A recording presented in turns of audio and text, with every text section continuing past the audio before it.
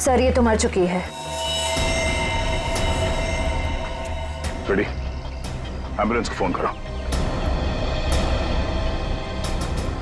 ये सब कैसे हुआ? मैंने देखा था सर। क्या हुआ था? सर हमारे आंखों के सामने एक ट्रक आया और इस औरत को कुचलकर चला गया सर। श्रेया कुछ मिला? नहीं सर, कुछ भी नहीं मिला। जब ये हादसा हुआ तब आप कहाँ थे? सर हम लोग उस चाय की दुकान पर चाय पीने आए थे, तभी मैंने देखा सर कि ये औरत वहां से भागती हुई आ रही थी सर।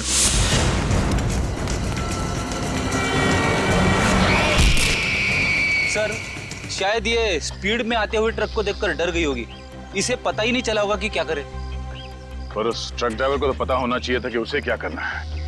वो ब्रेक लगा सकता था, ट्रक को दूसरी ओर मोड़ सकता था, या फिर एक्सीडेंट के बाद पुलिस स्टेशन में जाके अपने आप को सरेंडर कर सकता था। एक औरत को ठोकर मार के भागना, ये कहाँ की इंसानियत है? सर वो इंसान नहीं, हैवान था सर। वो ट्रक को फुल स्पीड में लेकर आया सर और इस औरत को कुचलकर चला गया। तुमने उस ट्रक का नंबर नोट किया? नंबर देखा था? हाँ सर।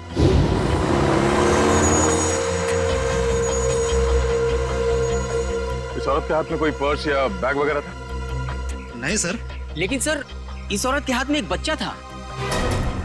क्या? इस औरत के हाथ में बच्चा था? हाँ सर, इस औरत के हाथ में एक बच्चा था और ये बच्चों को लेकर भाग रही थी। लेकिन सर जब एक्सीडेंट हुआ तो इसके हाथ में कोई बच्चा नहीं था। सर बच्चा था इसके हाथ में और एक मिनट, आप ठीक से याद करके बताओ, आपने क्या देखा था? सर मैं अपनी दुकान में था और इस औरत को देखा तो इसके हाथ में एक बच्चा था और ये बच्चे को लेकर भाग रही थी साहब। इन्होंने इस औरत को बच्चे के साथ भागते हुए देखा और इन साहब का कहना है कि इस औरत के हाथ में बच्चा था ही नहीं। पर अगर इस औरत के हाथ में वाकई में बच्चा था तो बच्चा कहाँ गया?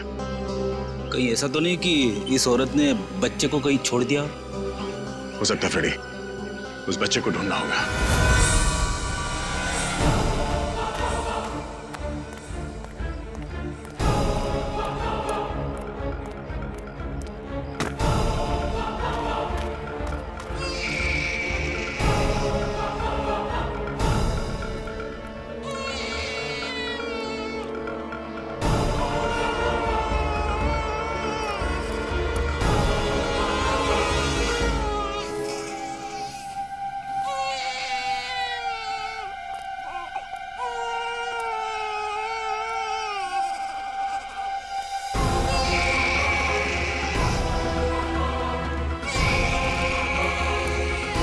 आप रेडी? सर बच्चा टोकरी में है सर। अरे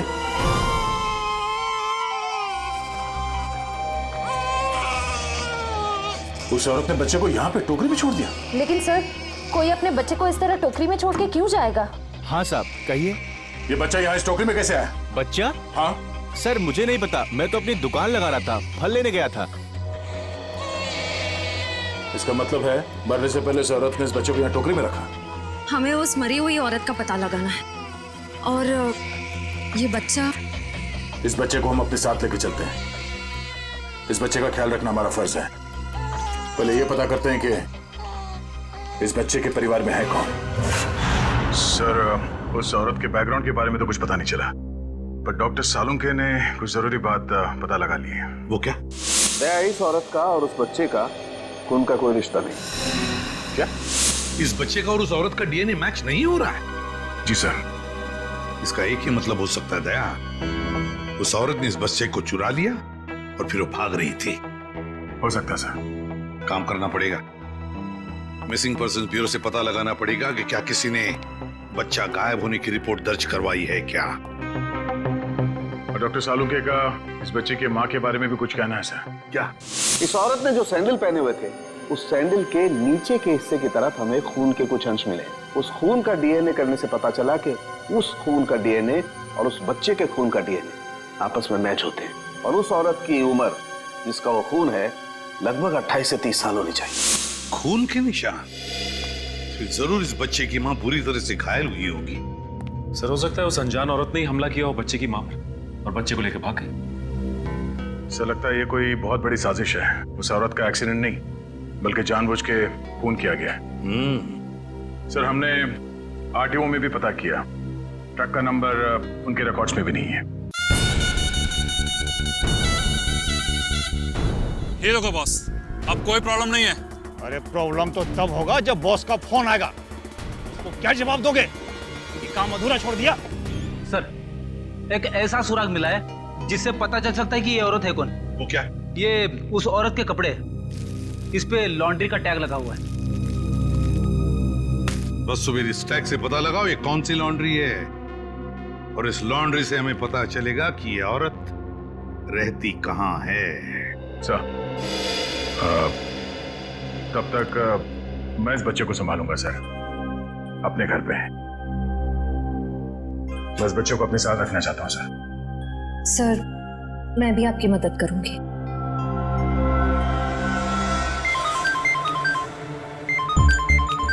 उसी का फोन है। सलाम बॉस। मुझे वो बच्चा किसी भी हालत में जिंदा चाहिए, किसी भी हालत में। समझ गए तुम? जी बॉस।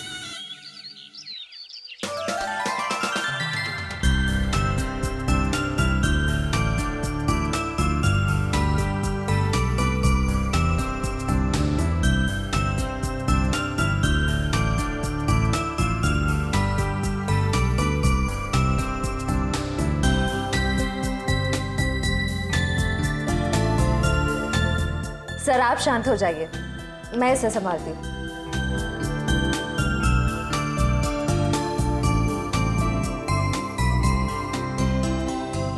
अरे इतनी बात मेरी समझ में नहीं आई। ये बड़े से बड़े मुजरिम को मैं आराम से निपट सकता हूँ, पर छोटे बच्चे को संभालना जरा मुश्किल काम है ना। सर, एक बात कहूं, आप कुछ भी कर सकते हैं। आपके लिए कोई काम मुश्किल नहीं है। बड़े बड़े गुनहगारों से निपट सकते हैं, छोटे बच्चों को संभाल सकते हैं। बस जरूरत है तो अपने अंदर छुपे हुए दया को बाहर निकालने की, जिसका दिल मोम जैसा है, जो सबकी कदर करते हैं, जो प्यार करना भी जानते हैं।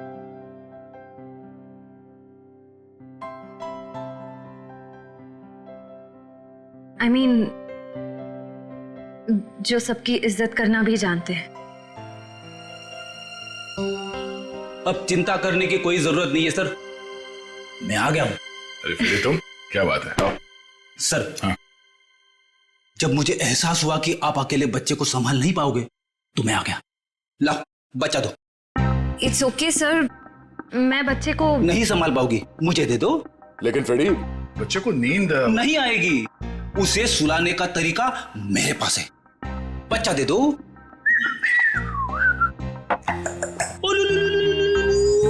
अला ला ला ला ला।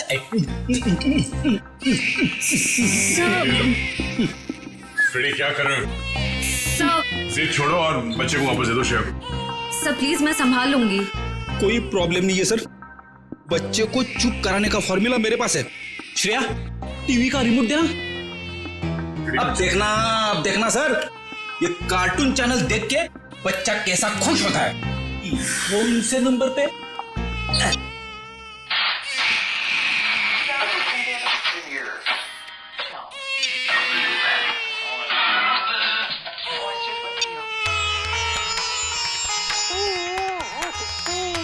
फिर एक मिनट, वो शास्त्रीय संगीत वाला चैनल फिर से लगाना।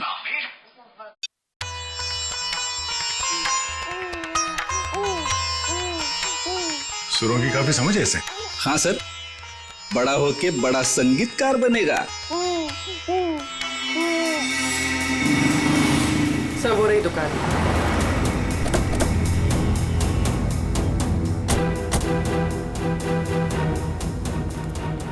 ये लो, कस्टमर के कपड़े हैं, पैक कर दो। हाँ सर, कहिए, कपड़े देने आए हैं या लेने आए हैं?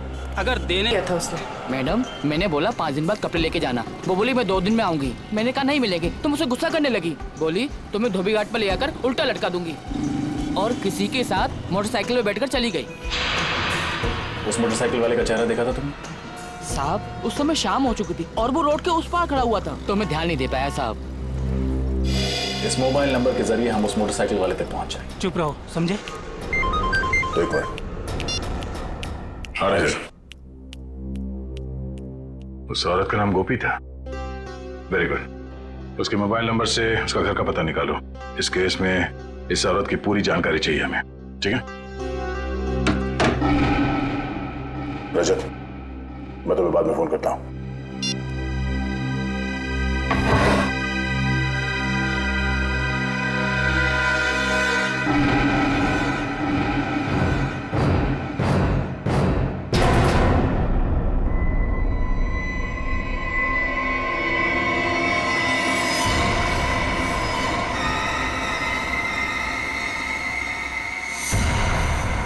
दया, तुम फौरन अपनी बंदूक नीचे रख दो, वरना इस लड़की का भेजा बाहर कर देंगे।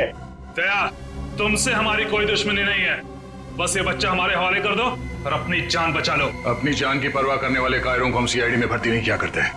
अगर इस बच्चे को किसी ने छुआ भी ना तो तुम सबकी अर्थी यहीं से उठेगी। अर्थी तो इस छोकरी की उठेगी दया। बस तुम कंधा देने के लिए तैयार रहो। बंदूक नीचे रखो, नीचे रखो बंदूक। सर, आप मेरी परवाह मत कीजिए, आप गोली चलाइए। चुप! दया, गन नीचे रख, नीचे रख गन दया, वरना इस छोकरी की खोपड़ी उड़ा दूंगा मैं। एक मिनट,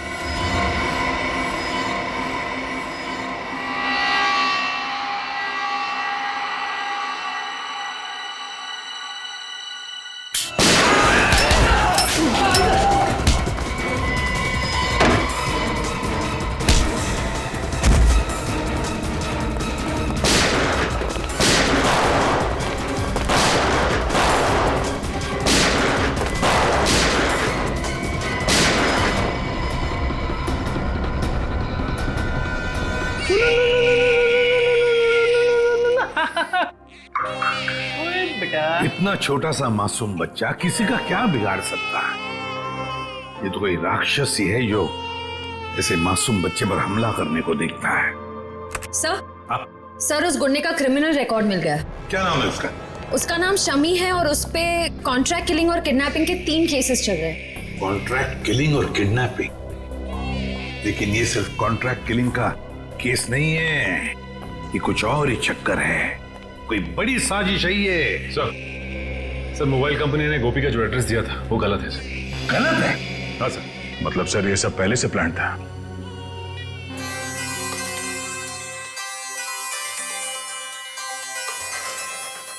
अरे, वाइफ का फोन?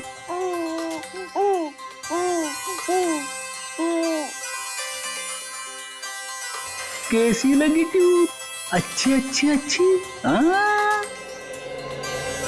सर, कल रात दया सर के घर पे टीवी पर जब शास्त्रीय संगीत आ रहा था तब बच्चा अचानक से शांत हो गया और मुस्कुराने लगा।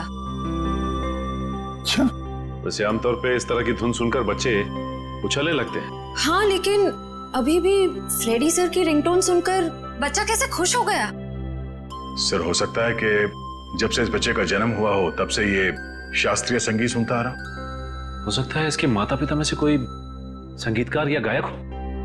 कविनगर जाके पता लगाना पड़ेगा कि वहां पर कोई शास्त्रीय संगीत विद्यालय है क्या। ता थई तत थई ता थई तत थई ता थई तत थई तत थई ता थई तत थई ता थई तत। एक मिनट,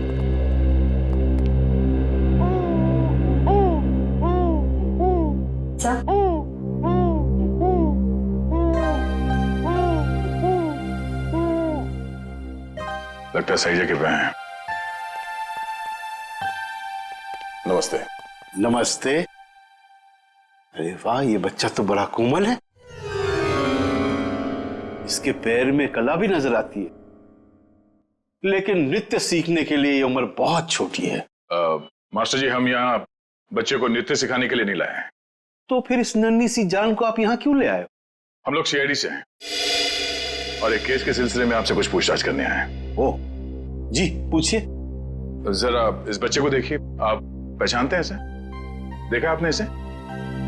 जी नहीं, इस बच्चे को कभी देखा नहीं मैंने। आपने इस औरत को देखा है? अरे ये तो हमारे बगल वाली डे केयर सेंटर में काम करती है। Baby day care centre? Excuse me, आप इस औरत को पहचानती हैं? ये तो गोपी है, हमारे यहाँ आया का काम करती है। लेकिन हुआ क्या ऐसे? कल एक ट्रक एक्सीडेंट में उसकी मौत हो गई है। खैर, आप इस बच्चे के बारे में क्या बता सकती हैं? इसका नाम बॉबी है और इसकी माँ का नाम जूही है। ये LSD सोसाइटी में रहती है। LSD society?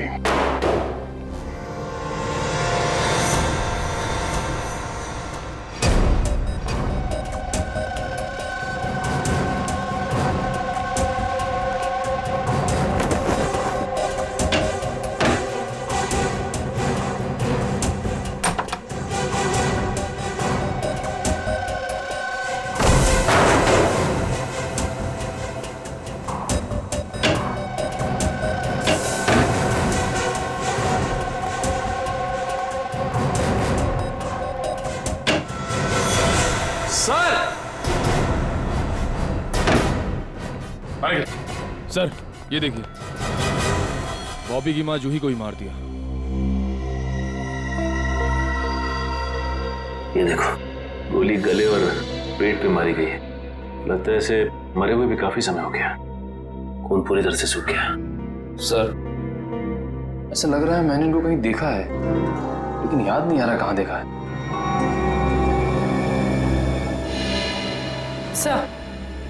सर वो देखिए,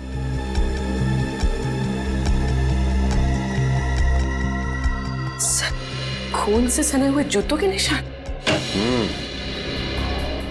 ये देखो पूर्वी, ये चप्पल के निशान तो बिल्कुल वैसे ही हैं जैसी चप्पल गोपी ने पहनी हुई थी। इस औरत ने जो सैंडल पहने हुए थे, उस सैंडल के नीचे के हिस्से की तरफ हमें खून के कुछ अंश मिले और वहां से भी हमें सूखा हुआ खून मिला था। अभी कोई संजोग तो नहीं हो सकता है ना सर? पर सर, गोपी तो गुनहगारों की साथीदार थी। वो खिड़की से बच्चे को लेकर क्यों भागेगी? ये समझ में नहीं आ रहा कि वो यहाँ आई क्यों थी। वो तो नर्सरी में आया का काम करती थी ना। मगर सर, जूही को मारने के बाद बच्चे को अगवा करने की क्या जरूरत थी? एक बच्चे से किसी का क्या फायदा हो सकता है?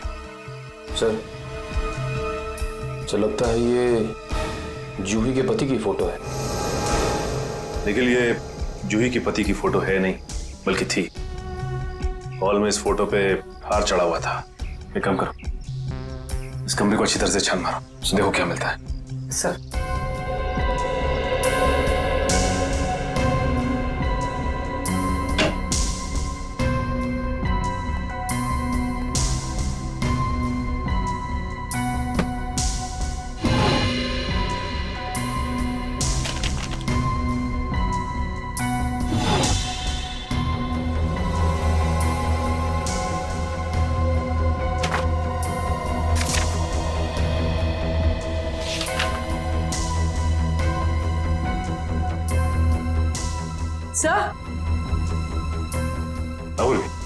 सही देखिए।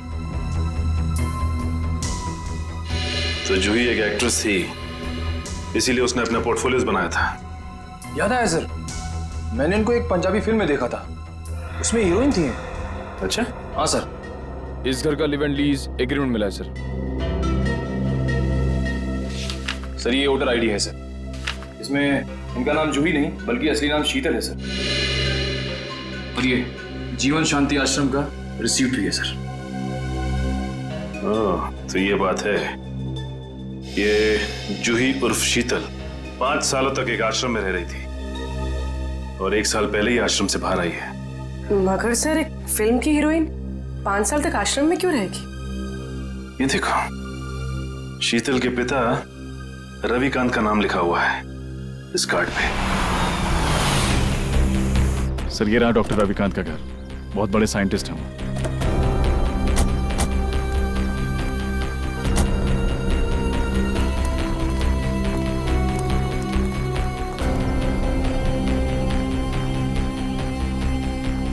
सर, ये घर तो लगता है काफी टाइम से बंद पड़ा है। हाँ रजत, ये देखो कितने दिनों के अखबार पड़े हैं यहाँ पर, ये सारे खत पड़े हैं। काम करो, इन दोनों घर के अंदर जाके अच्छी तरह से तलाशी देखता हूँ ये चिट्ठियां क्या है।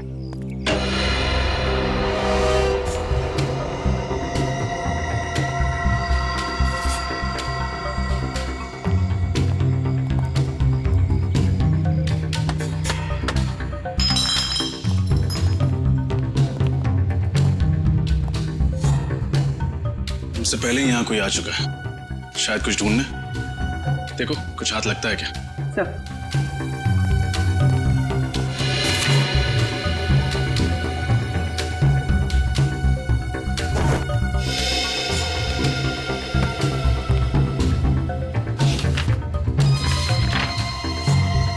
Legal notice? अरे सुनिए सुनिए, देखिए मैं सीआईडी से हूँ। एक बात बताइए, आप रविकांत जी को जानते हैं? हाँ सर, 10 सालों से वो मेरे पड़ोसी हैं। अचानक उनकी मौत की खबर सुनकर बहुत दुख हुआ। अचानक मौत हो गई रविकांत जी की? कब, कैसे? गाड़ी की स्पीड इतनी तेज थी कि वो कंट्रोल नहीं कर सके और वो जाके नदी में गिर गए। Oh my God. कुछ मिला? नहीं सर। ये रविकांत जी का एक्सीडेंट ही था या? एक्सीडेंट ही था सर। ठीक है, थैंक यू वेरी मच, अब जा सकते हैं। नोटिस कैसी?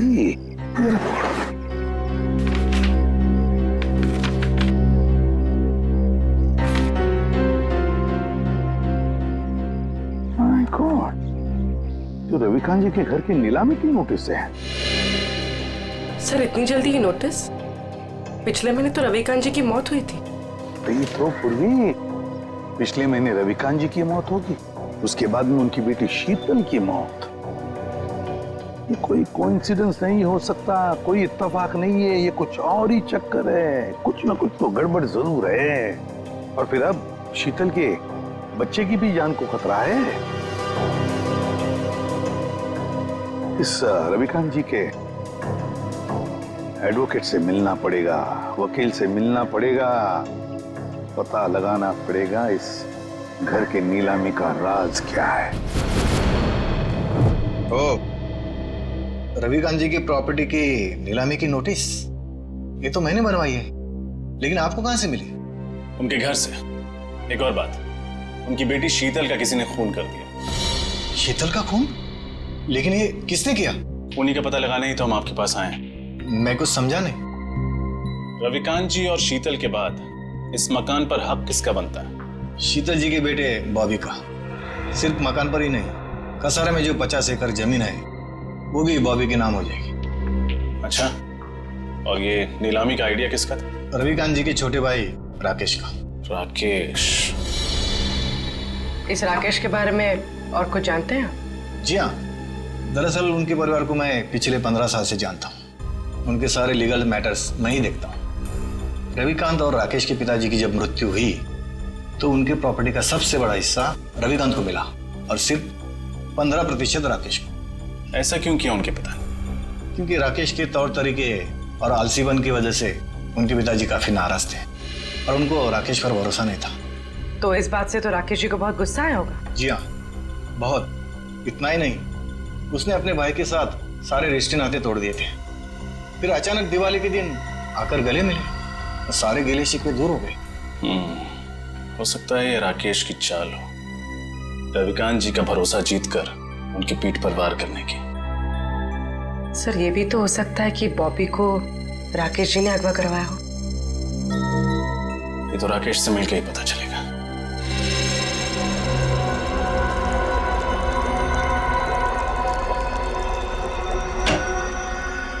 Excuse me. जी कहिए। हम लोग सीआईडी से हैं। डॉक्टर रविकांत के बारे में तो आप लोग जानते ही होंगे। जी, डॉक्टर रविकांत मेरे गुरु जैसे थे। आप? जी, मेरा नाम फनीश है। इस लैब में जो भी रिसर्चेज होती हैं उन्हें मैं फाइनेंस करता हूँ। मिस्टर फनीश, हम डॉक्टर रविकांत की मौत के बारे में आप लोगों से कुछ पूछताछ करने हैं। उनकी मौत से तो हम सबको बहुत बड़ा सदमा पहुंचा है सर। न केवल इस लैब का बल्कि हमारे देश का भी बहुत बड़ा नुकसान हुआ है।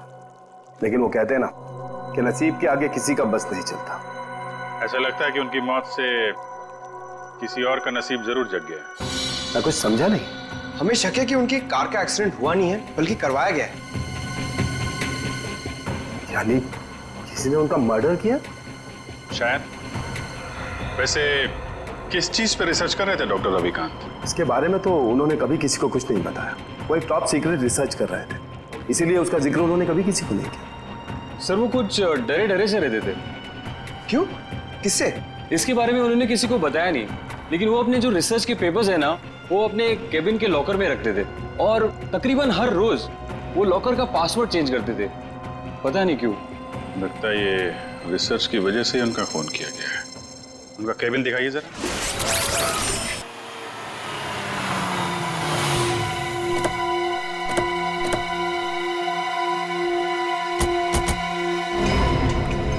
सर गाड़ी तो यहीं खड़ी है, राकेश घर में ही होगा। हाँ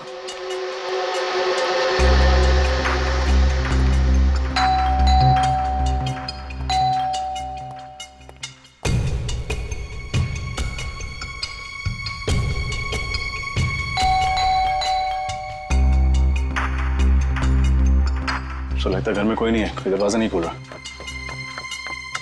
है। घर में कोई तो है, आवाजें आ रही हैं।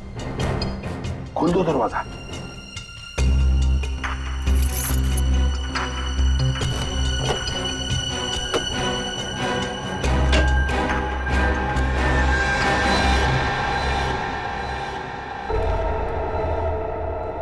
संभल के, 3 खून किए उसने।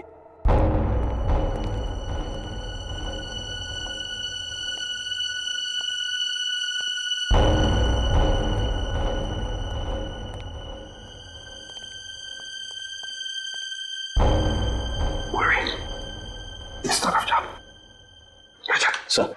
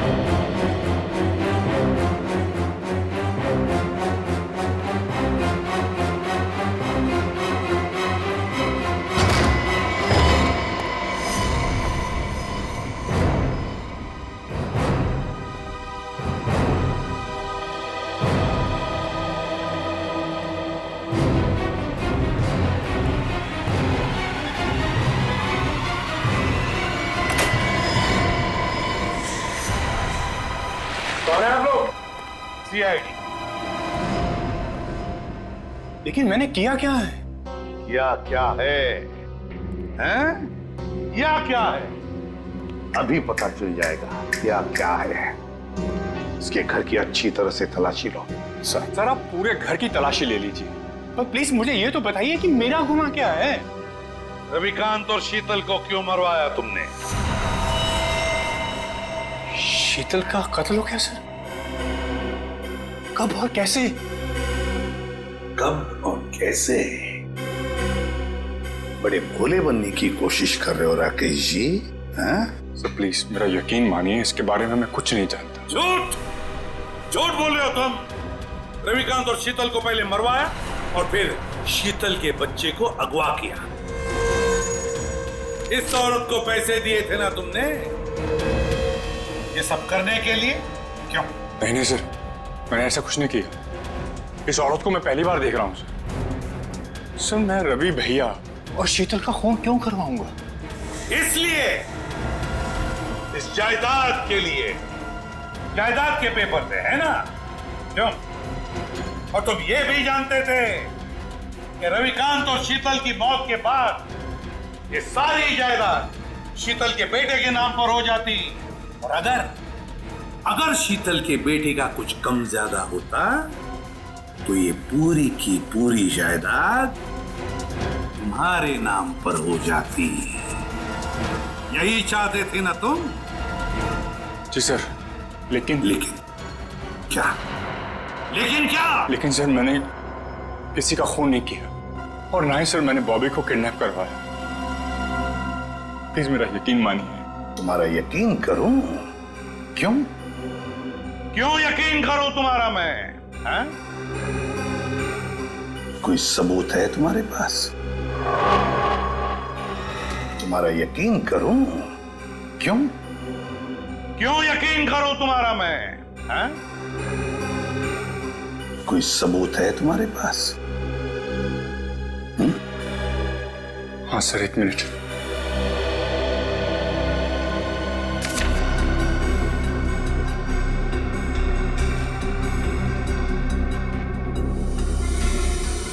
रविकांत चैरिटी फाउंडेशन, 50 लाख रुपए। जी सर, जायदाद में जितना भी मेरा हिस्सा था उस सबको बेचकर सारे रुपए में रवि भैया की चैरिटी में डालने वाला था। सर, भगवान का दिया हुआ मेरे पास सब कुछ है। पैसों के लिए मैं अपने भैया का खून क्यों कर रहा हूं? सर,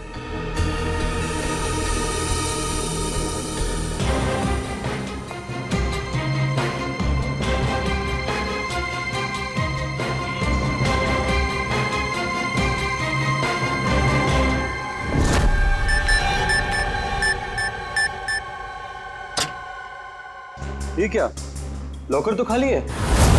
खाली है? अभिजीत, ये देखो अभिजीत, ये रिसर्च पेपर्स हैं, जला दिए गए हैं। वही पेपर है ना?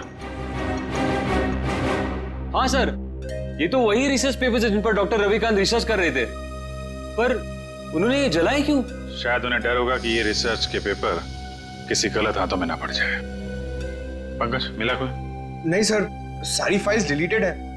एक फाइल है, इसको मैं खोलने की कोशिश कर रहा हूँ सर, 1 सेकंड। सर, खुल गई। क्या है इसमें?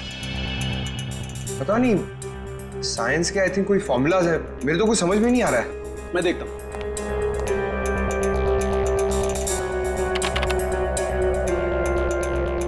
ओह, नहीं अभिजीत, ये कोई साइंस का फार्मूला नहीं है, ये एक वायरस की टेस्टिंग रिपोर्ट है। क्या मतलब सर? मतलब ये कि जैसे जहर का काट जहर होता है, वैसे ही किसी भी बीमारी का इलाज उसके वायरस के द्वारा ही किया जाता है। और इस वायरस का टेस्ट किसी इंसान पर कर रहे थे डॉक्टर रविकांत। और कौन सा वायरस है ये? ये पेलकॉप नाम का वायरस है, बहुत रेयर किस्म का वायरस है, ज्यादा सुना नहीं है इसके बारे में। मगर सर, ये वायरस टेस्ट किस पर कर रहे थे? माय गॉड, माय गॉड, मैं समझ गया अभिजीत। अरे, है कौन वो?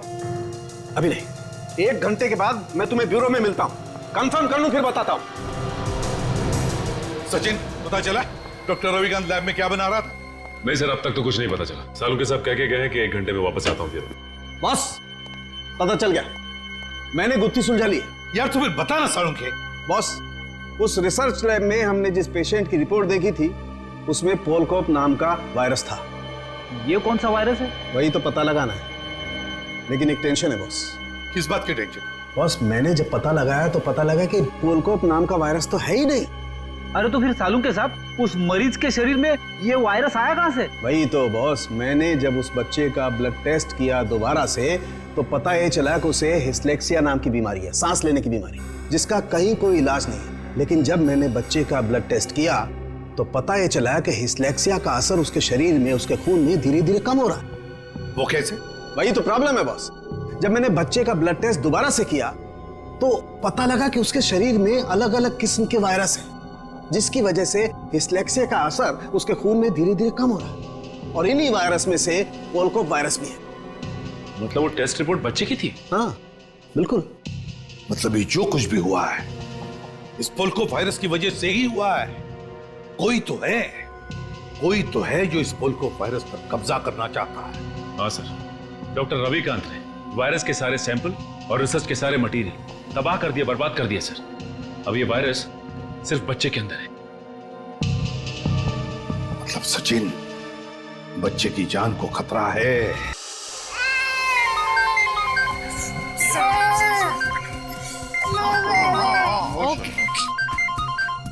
एसीपी साहब का फोन। Hello sir. क्या बच्चे के शरीर में वायरस इंजेक्ट किया गया? सर लगता है इसीलिए उसका टेम्परेचर उतर नहीं रहा, उसे बुखार है सर। हाँ सर, हम लोग वहीं जा रहे थे। ठीक है सर, ओके चलो।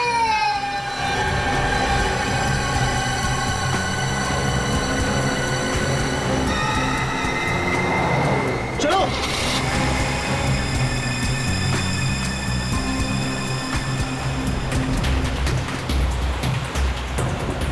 बॉबी का बुखार तो बढ़ता ही जा रहा है।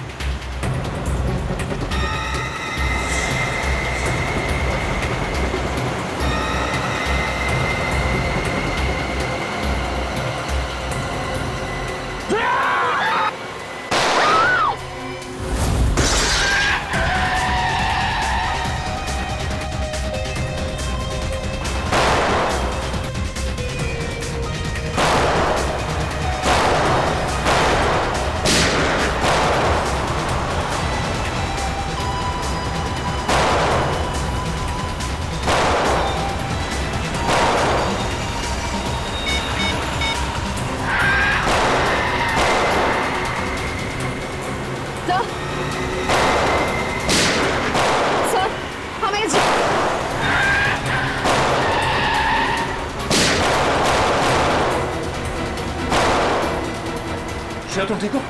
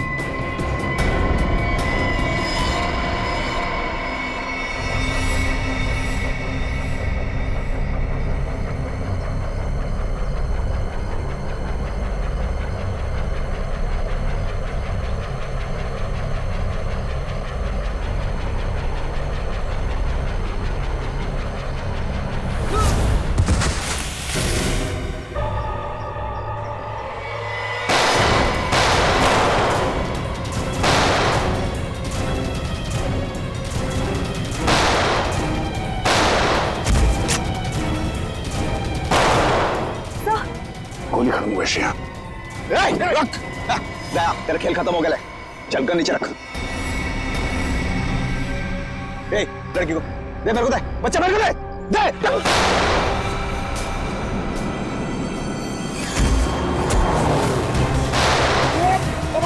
किसके कहने पे किया ये सब?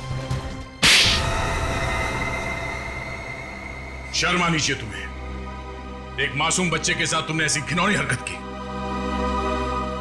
मैं मजबूर था ऑफिसर।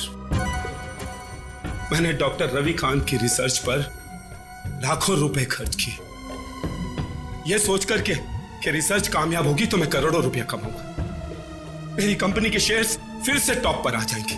लेकिन डॉक्टर रविकांत अपने इन्वेंशंस तुम्हें नहीं बल्कि सरकार को देना चाहते थे ताकि हमारे देश के आम लोगों को फायदा हो। पर यह बात तुम्हें बर्दाश्त नहीं हुई। कैसे बर्दाश्त होती सर? लाखों रुपए का जुआ मैंने खेला, सारा रिस्क मैंने अकेले ने उठाया और डॉक्टर रविकांत वो फार्मूला गवर्नमेंट को देना चाहते थे जो मुझे उसके लिए फूटी कौड़ी नहीं देते थे। और ये बात उन्हें समझाने की मैंने बहुत कोशिश की और उन्होंने मेरी एक नहीं सुनी सर। बॉबी को अगवा करने का प्लान तुम्हारा ही था ना? हाँ सर, और जब मुझे पता चला कि डॉक्टर रविकांत ने वो वायरस बॉबी की बॉडी में इंजेक्ट कर दिया है तो मैंने गोपी को आया बनाकर वहां भेजा और बॉबी को अगवा करने का प्लान बनाया। लेकिन जब गोपी को तुम्हारे घिनौने इरादों के बारे में पता चला तो उसके अंदर की ममता जाग गई और वो बॉबी को लेकर भाग गई। और उसी की बेवकूफी की वजह से मेरा सारा प्लान चौपट हो गया। अपनी मौत की वो खुद जिम्मेदार है। तुम जैसे हैवानियत के पुतले इंसानियत के बारे में कभी समझ नहीं पाओगे। तुम्हें तो ऐसी सजा होनी चाहिए जिसे देखकर हैवानों की रूह कांप उठे।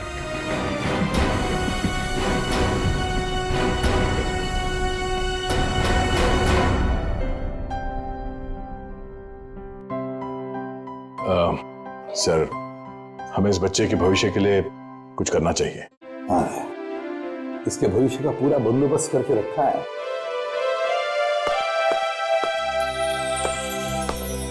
सर जी। हाँ, सर जी, आज के बाद बॉबी को मैं संभालूंगा। अपने भाई के बेटे की तरह नहीं, बल्कि अपने बेटे की तरह से बड़ा कर। ये तो बहुत खुशी की बात है।